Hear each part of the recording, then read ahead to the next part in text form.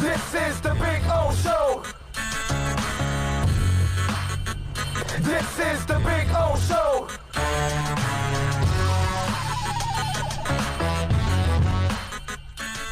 Talk about, and one of the things that we talked a little bit about it on Onside this morning, and because it's a hot button topic, and I think it was Schefter and ESPN that reported this whole story about that.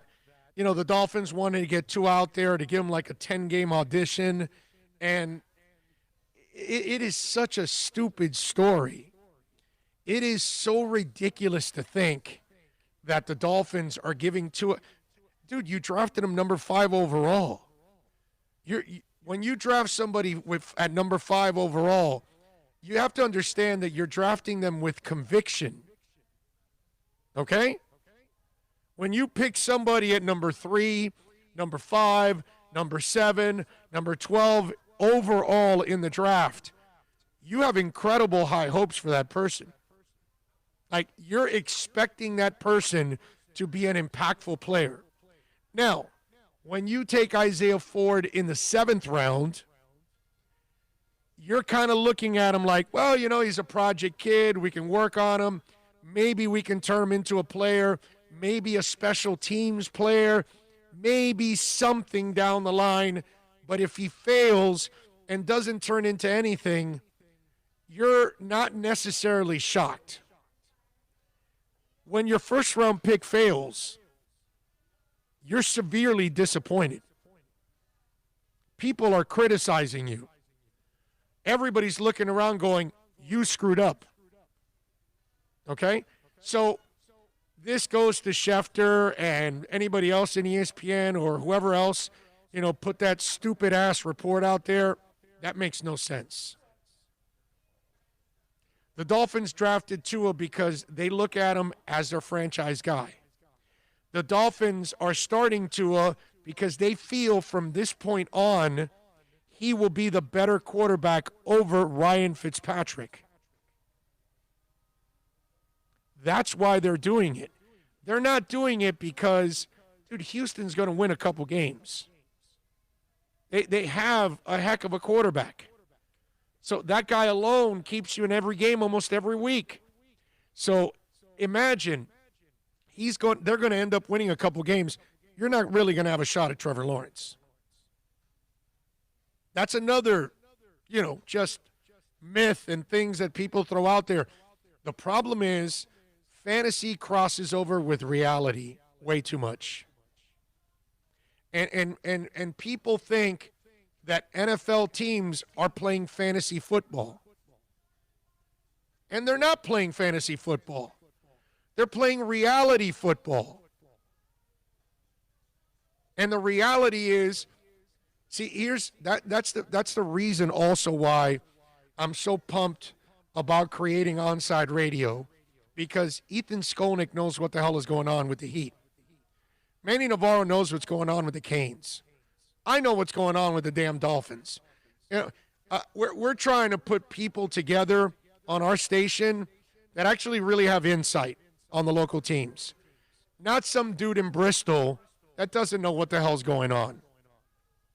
Look, it's great. You break a story, the agent tells you, you have the same agency, CAA, which, by the way, that's kind of what happened just recently. And so I get all of that, okay? But actually knowing what the team is doing, if you've watched Flo, does Flo look like the kind of guy that does stuff like, well, no, yeah, we're playing really well. We're going to bench the quarterback and we're going to start the rookie just because we want to assess him for 10 games. You know how stupid that sounds? And when you know Flo, it's, okay, so you traded for Matt Breida, but you're not starting him? Well, yeah, because Gaskins outplayed him. That's all. That's Flo. Okay, Fitz, you're struggling. We're going to start Josh Rosen. Josh, you're going to get an opportunity. Josh, you suck. You're going back to the bench. Fitz, you're starting again. Why? Because he was trying to find some quarterback that would help him win. And at the beginning, Fitz wasn't helping you winning, and then Josh wasn't helping you to win. But then Fitz got the second go around, and he helped you win, so he stayed there. That's Flo. So if Flo made this decision, it's because he plans on playing Tua, because he likes Tua, because he thinks Tua's going to help him actually win. It's insulting to think that they're going to try him out for 10 games. And who the hell takes a project at number 5? That's basically what you're saying. Well, he's kind of a project. You know, we really don't believe much in him. He's just a stopgap until we get to Trevor Lawrence.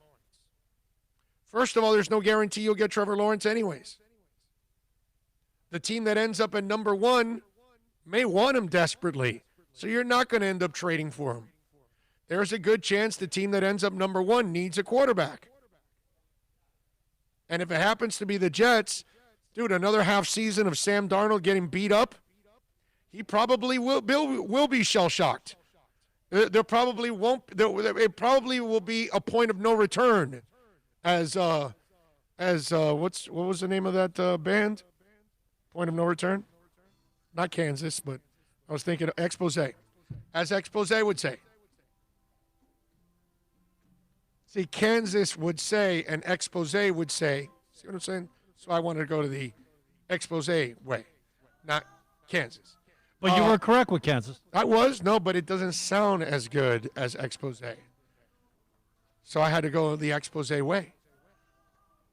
I mean, come on, man. But this is why you gotta listen to people that actually follow the teams and actually know what the hell these teams are doing. And at ESPN, they don't understand the Dolphins. I mean, they were all with tanking anyway, right? That was the whole thing with ESPN, tanking. And then they were all wrong about tanking. And so now it's a Tua tryout. You know, it's just, that's the kind of thing that I just want to bitch slap your ass. You know, that's all. When I hear stupid things like that, it's part of having so much airtime that you got to fill crap and say crap.